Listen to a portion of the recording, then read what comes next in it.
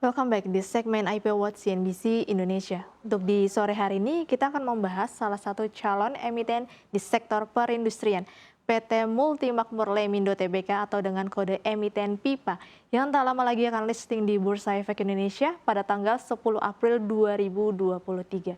Di mana harga penawarannya berkisar sekitar 100 hingga Rp110 per lembar saham. Untuk saham yang ditawarkan sebanyak 9,25 juta lot atau setara dengan market cap 342 miliar hingga 377 miliar rupiah.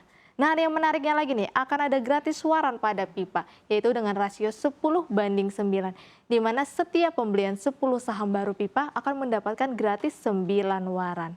Nah, lalu untuk apa saja nih penggunaan dana IPO PIPA? Kita akan bahas di slide selanjutnya. Ya, di sini ada 5 jenis penggunaan dana IPO dari PIPA.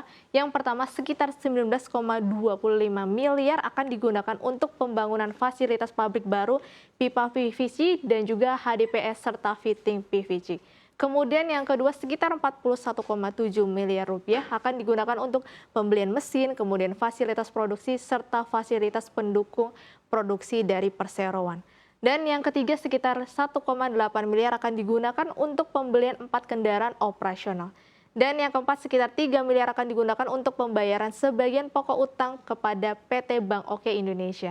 Dan yang terakhir akan digunakan untuk modal kerja. Nah, lalu seperti apa nih bisnis dari PIPA?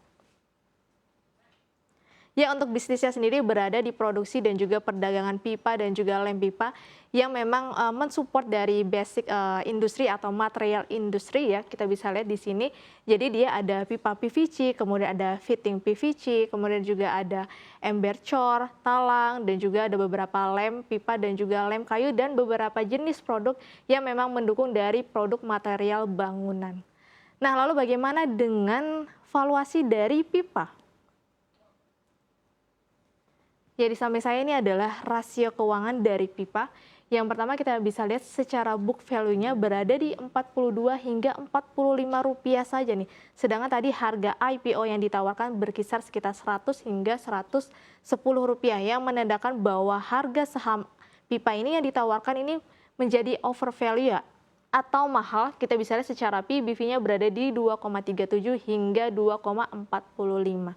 Nah, lalu yang kedua kita bisa lihat secara gross profit margin-nya berada di 25,82%, yang menandakan bahwa keuntungan atau margin dari pendapatan dan beban pokoknya ini marginnya berkisar sekitar 25%.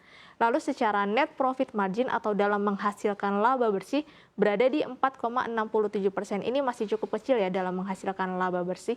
Kemudian untuk return on asset-nya berada di 3,28%. Yang menandakan bahwa dalam kemampuan pengelolaan aset terhadap laba bersih ini juga masih kurang efisien karena masih berada di bawah idealnya ya, berada di 5,9%. Dan untuk return on equity-nya juga masih berada di bawah 8,9% yaitu di 1,90%. Yang menandakan bahwa pengelolaan modal terhadap laba bersihnya juga masih kurang efisien. Dan untuk debt equity ratio-nya ini masih berada di bawah 100%, masih cukup sehat di 72,32% yang menandakan bahwa total modal terhadap total hutangnya ini masih lebih besar total modalnya ya, atau kemampuan dalam membayar kewajiban terhadap modalnya masih cukup efisien atau masih cukup sehat. Dan untuk secara cash ratio-nya likuiditasnya ini cukup baik, berada di 159,04% yang menandakan dalam kemampuan membayar kewajiban lancar terhadap aset lancar atau kasnya ini cukup sehat. Nah, kita juga bisa melihat pertumbuhan laba dari PIPA. Ya, di samping saya ini adalah pertumbuhan laba dari PIPA. Yang pertama kita bisa lihat dari Desember 2019 hingga Desember 2021. Di sini di mana untuk naik turun laba bersihnya fluktuatif ya. Kita bisa lihat dari bertumbuh 190%, lalu turun menjadi 41% dan bertumbuh lagi di 33%. Dan kalau kita lihat di laporan keuangan di sesuai prospektusnya, yaitu di September 2021 hingga September 2022 ini justru mengalami penurunan, yaitu dengan menurun 6,90%. Dari 1,59 triliun menjadi 1,48. Nah, penurunan ini berakibat dari beban-beban usaha yang meningkat sehingga masih menggerus laba dari PIPA. Nah, kita juga bisa melihat dari kompetitor PIPA.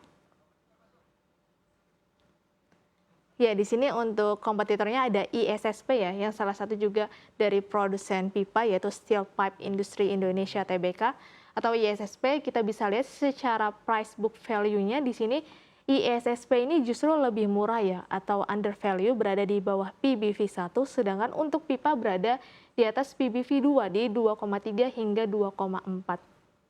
Lalu secara sektoral kita bisa menilai juga untuk perpipaan atau industri pipa bisa terbilang murah jika pernya di bawah 22. Nah, kalau kita bisa lihat di sini ISSP pernya di 4,64 sedangkan pipa justru sudah di 200-an nih, di 200,7 hingga 220,8 yang menandakan bahwa harga saham pipa secara sektoral memang cukup mahal ya atau premium harganya. Kemudian kita bisa lihat secara marginnya atau kemampuan dalam menghasilkan margin pendapatan dan juga beban pokoknya di sini kita bisa melihat lebih unggul pipa dibandingkan dengan ISSP ya. Untuk pipa sendiri berada di 25,82% dan juga untuk ISP berada di 13,35%.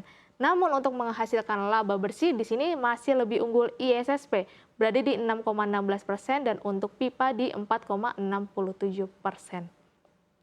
Nah, lalu bagaimana dengan prospek bisnis dari pipa? Ya, untuk yang pertama di sini Perseroan mengklaim untuk proyek IKN akan masuk melalui BUMN yang ditunjuk, yaitu di mana ada Wika, PP, Hutama Karya dan juga Waskita Karya.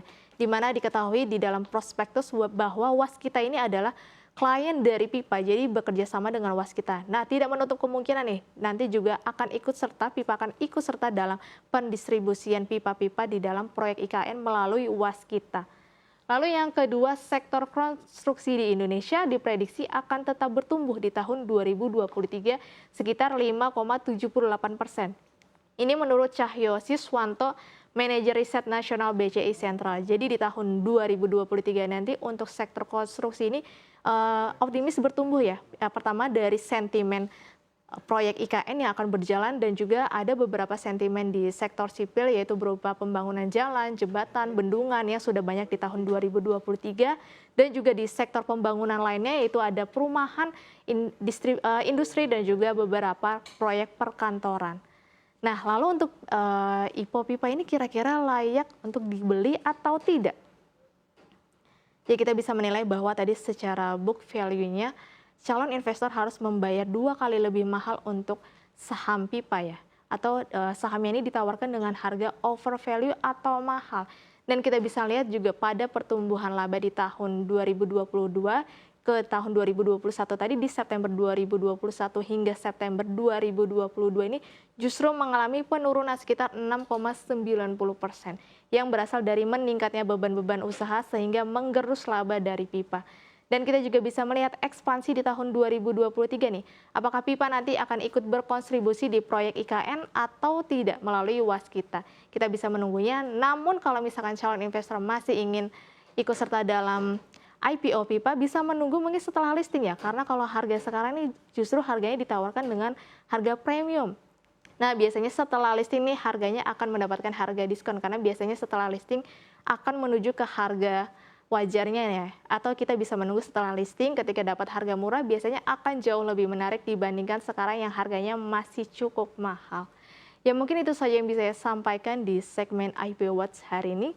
Saya kembalikan ke Safira.